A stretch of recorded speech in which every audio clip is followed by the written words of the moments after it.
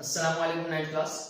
Chapter number 5 physical states of matter, lecture number 7। इसमें आज हम पढ़ेंगे टाइप्स ऑफ सॉलिड के सॉलिड्स की कितनी किस्में होती हैं। लास्ट क्लास के अंदर हमने प्रॉपर्टीज ऑफ सॉलिड को पढ़ा था और सॉलिड के बारे में केमिस्ट्री को भी पढ़ा था।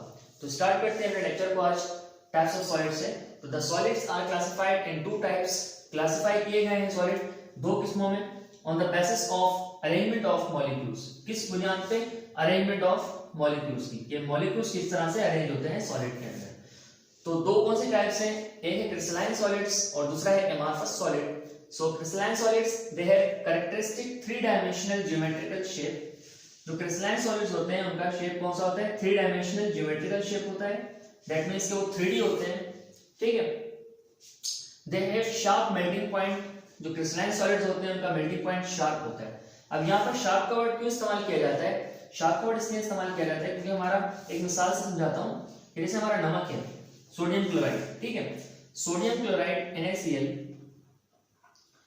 उसका जो मेल्टिंग पॉइंट है वो शार्प है। शार्प कैसे है? जो 801 सेल्सियस के ऊपर जो है वो पिघलता है।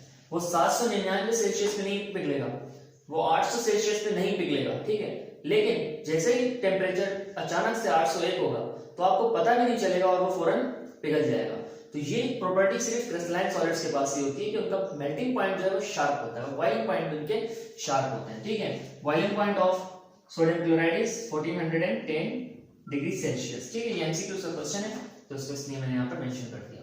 Okay, next point, the crystalline solids are anisotropic. जो क्रिस्टलाइन सॉलिड्स होते हैं वो एनिस्ट्रोपिक होते हैं। अच्छा, ये एनिस्ट्रोपिक वर्ड का मतलब क्या है?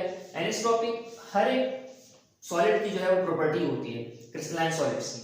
वो क्या प्रॉपर्टी होती है? इस प्रॉपर्टी का मतलब ये होता है कि ये हर शेप में, हर एंगल में, हर तरह से जो है इनका प्रॉपर्टीज जो होती है वो सेम होती है। मिसाल के तौर पे जो डायमंड है, diamond is the bad conductor of electricity, ठीक है। डायमंड कंडक्ट नहीं करता इलेक्ट्रिसिटी। तो अब डायमंड को आप सीधा रखेंगे तब भी नहीं करेगा कंडक्ट इलेक्ट्रिसिटी, उल्टा रखेंगे तब भी नहीं करेगा, उसे तोड़ दें, उसे छोटे से पीस से कंडक्ट कराने की कोशिश करें तब भी नहीं करेगा। तो इसका मतलब ये है कि डायमंड की जो प्रॉपर्टीज हैं वो हर एंगल में, हर तरह से जो है वो सेम है। तो इसे कहते हैं एनिस्ट्रोपिक। किसी भी सॉलिड की, किसी भी क्रिस्टलाइन सॉलिड की वो प्रॉपर्टी कि वो हर एंगल में, हर शेप में उसकी प्रॉपर्टीज को सेम रखे, दोहराए, ठीक है। Okay, crystalline solids are symmetrical. Crystalline solids हैं वो सिमेट्रिकल होते हैं, मतलब उनका सिमेट्री होती है, उनका प्लेन ऑफ एक्सिस होता है। मिसाल के तौर पे देखें, जैसे एक बॉक्स है, ये इसकी प्लेन ऑफ सिमेट्री है, ठीक है। हाफ यहाँ से कट कर दें हम तो आधा ऊपर आधा नीचे, अगर सेंटर से काट दें हम तो आधा इधर और आधा इधर। इसी चीज को हम कहते हैं सिमेट्री, ठीक है। सिमेट्रिकल होते हैं ये। ओके, तो crystalline solids break along a particular direction at fixed cleavage planes. जो हमारे क्रिस्टलाइन सॉलिड्स होते हैं वो कैसे टूटते हैं? वो टूटते हैं पर्टिकुलर डायरेक्शंस के अंदर, ठीक है। उनकी डायरेक्शंस होती हैं पर्टिकुलर। अगर आप उनको ब्रेक करते हैं तो वो ऐसे नहीं टूट जाते कि बिखर जाए सारे, नहीं, बल्कि वो एक एक पीस के अंदर जो है वो अलग अलग हो जाते हैं। और उनका एक एक पीस क्या होता है? उनका एक एक पीस एनिस्ट्रोपिक होता है, मतलब उस एक एक पीस के अंदर जो उसका शेप होता है वो क्रिस्टलाइन होता है और जिसकी प्रॉपर्टी होती है वो क्रिस्टलाइन सॉलिड वाली ही होती है। एट फिक्स्ड क्लीवेज प्लेन्स का मतलब कि उससे जो क्लीवेज प्लेन्स होते हैं जहां से तोड़ा जाता है वो फिक्स होते हैं, ठीक है। वो 3 डायमेंशनल पॉइंट्स ही होते हैं। ओके, तो इसकी मिसालें क्या है? इसकी मिसालें NaCl और डायमंड। ये जो है स्ट्रक्चर, ये NaCl के क्रिस्टल का स्ट्रक्चर है, ठीक है। ओके, सेकंड टाइप हमारे पास सॉलिड्स की amorphous solid. They do not have definite geometrical shape. जो एमॉर्फस सॉलिड्स होते हैं उनके पास डेफिनाइट शेप नहीं होता, उनका 3D स्ट्रक्चर भी नहीं होता, ठीक है। Amorphous solids do not have particular melting point, they melt over a wide temperature, ठीक है जी। एमॉर्फस सॉलिड्स जो हैं उनका टेंपरेचर जो है वो, मेल्टिंग पॉइंट जो है सॉरी, वो पर्टिकुलर नहीं होता। दे मेल्ट, वो मेल्ट हो जाते हैं ओवर अ वाइड टेंपरेचर, किसी भी टेंपरेचर के ऊपर जो है वो मेल्ट हो सकते हैं।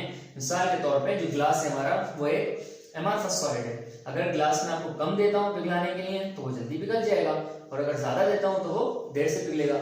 इसी का मतलब है कि they melt over a wide temperature. लेकिन अगर बात करते हैं हम क्रिस्टलाइन सॉलिड्स की, तो क्रिस्टलाइन सॉलिड में नमक का एक दाना भी 801 सेल्सियस के ऊपर ही पिघलेगा। वो ये नहीं चेकेगा ये कम है या ज्यादा है, उसका शार्प मेल्टिंग पॉइंट होगा।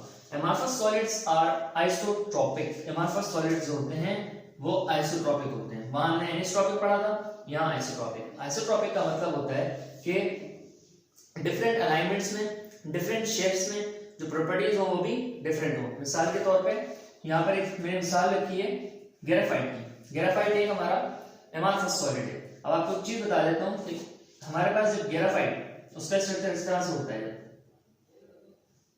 जब वो हॉरिजॉन्टल होता है वो तभी इलेक्ट्रिसिटी को कंडक्ट करता है, ठीक है। हमेशा ग्रेफाइट जो है वो जब हॉरिजॉन्टल होगा तभी इलेक्ट्रिसिटी को कंडक्ट करेगा। अगर हम इसको ग्रेफाइट को वर्टिकल स्ट्रक्चर में रख देंगे तो कभी भी इलेक्ट्रिसिटी को कंडक्ट नहीं करेगा। इसी प्रॉपर्टी को हम कहते हैं आइसोट्रोपिक, ठीक है।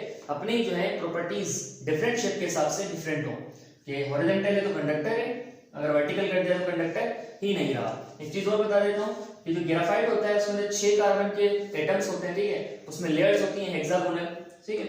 और एक एक लेयर को हम कहते हैं ग्राफीन। हर लेयर को ग्राफीन कहा जाता है और यही ग्राफीन जो है वो हमारे मोबाइल के अंदर उससे वायरिंग की जाती है। मोबाइल फोन सेल फोन्स होते हैं हमारे, उसमें वायरिंग इसी ग्राफीन की होती है। Okay, next point, amorphous solids are unsymmetrical. Amorphous solids की सिमेट्री नहीं होती, उनका कोई फिक्स प्लेन नहीं होता, ठीक है। जैसे हमने यहाँ पर बात की थी, इसकी सिमेट्री थी, एक्स भी था, वाई भी था, जेड भी था, लेकिन एमार्फस सॉलिड में ये चक्कर नहीं होता। ओके, लास्ट पॉइंट है amorphous solid do not break at fixed cleavage planes. Amorphous solid जो है वो फिक्स्ड क्लेवेज प्लेन पे नहीं टूटते, उनको अगर आप जमीन पे गिराते हैं तो वो बारीक बारीक हिस्सों में जो है बिखर जाते हैं। किसी जो है पॉइंट का, किसी पीस का अलग स्ट्रक्चर होता है, किसी पीस का अलग स्ट्रक्चर होता है, ठीक है। तो उनका कोई फिक्स प्लेन नहीं होता। तो ये हमारे पास था टाइप्स ऑफ सॉलिड के अंदर क्रिस्टलाइन सॉलिड्स और एमार्फस सॉलिड्स। अब हम बात करेंगे एलिट्रॉपी की और फिर अपने लेक्चर को एंड करेंगे, ठीक है।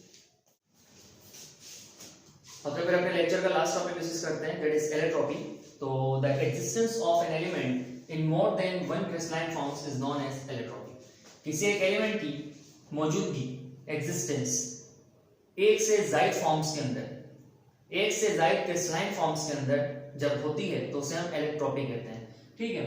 Same element but different structures. Element जो है वो सेम हो लेकिन स्ट्रक्चर क्या हो, वो चेंज हो, इसे भी एलिट्रॉपी कहा जाता है। और यही इलेक्ट्रॉन्स होते हैं किसी भी एलिमेंट के। ड्यू टू, इसकी वजह क्या होती है, due to different bonding arrangement between atoms. एक वजह तो ये है कि डिफरेंट बॉन्डिंग हो एटम्स के दरमियान, और दूसरी वजह ये है कि अरेंजमेंट जो है वो एटम्स की वो डिफरेंट हो, ठीक है जी। जब डिफरेंट बॉन्डिंग होगी एटम्स के अंदर, जैसे कार्बन के अंदर उसके डायमंड के अंदर जो बॉन्डिंग होती है वो ऑक्टाहेड्रल होती है, ठीक है। और जो ग्रेफाइट में बॉन्डिंग होती है वो किस में होती है, वो जो है वो हेक्सागोनल होती है। तो हेक्सागोनल बॉन्डिंग की वजह से जो हमारे पास डायमंड है, जो ग्रेफाइट है, उसे हम कहते हैं कि इसका इलेक्ट्रॉप है, ठीक है। इसी तरह से डायमंड भी जो है वो भी कार्बन का इलेक्ट्रॉप है, जिसके अंदर जो है ऑक्टाहेड्रल बॉन्डिंग हुई है। तो इस चीज को जो है इलेक्ट्रॉपी कहा जाता है कि एलिमेंट सेम हो बट डिफरेंट स्ट्रक्चर्स हो उसके। Allotropes are different in chemical and physical properties. Allotropes जो होते हैं किसी भी एलिमेंट के, ठीक है। इलेक्ट्रॉपी टॉपिक का नाम है, और अगर किसी एलिमेंट के अंदर एलिट्रॉपी होगी तो उन्हें हम इलेक्ट्रॉप्स कहते हैं, ठीक है। इलेक्ट्रॉपिक फॉर्म्स इलेक्ट्रॉप्स कहते हैं।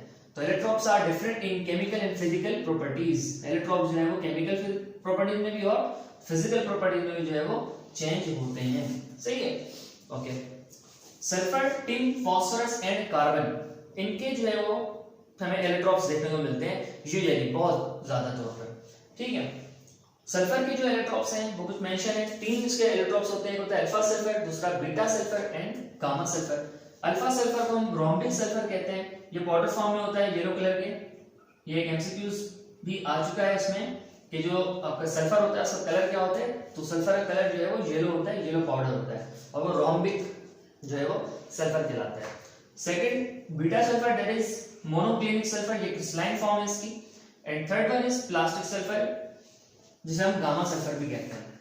कार्बन के 3 इलेक्ट्रॉन्स, डायमंड, दूसरा ग्रेफाइट, तीसरा फ्लोरीन, ठीक है जी। डायमंड का स्ट्रक्चर ऑक्टाहेड्रल, ग्रेफाइट का स्ट्रक्चर हेक्सागोनल, और फ्लोरीन का स्ट्रक्चर जो है वो 8 टाइप होता है, अंडे की तरह होता है, बॉल की तरह, ठीक है। ओके, तो ये था आज हमारा लेक्चर जिसमें हमने टाइप्स ऑफ सॉलिड पढ़ा, क्रिस्टलाइन सॉलिड, एमार्फस सॉलिड और एलिट्रॉपी को पढ़ा। होपफुली आपको जो है वो सारी बातें समझ आई होंगी। इंशाल्लाह नेक्स्ट लेक्चर के अंदर आपसे मुलाकात होगी, तब तक के लिए ख्याल रखिएगा। अल्लाह हाफिज।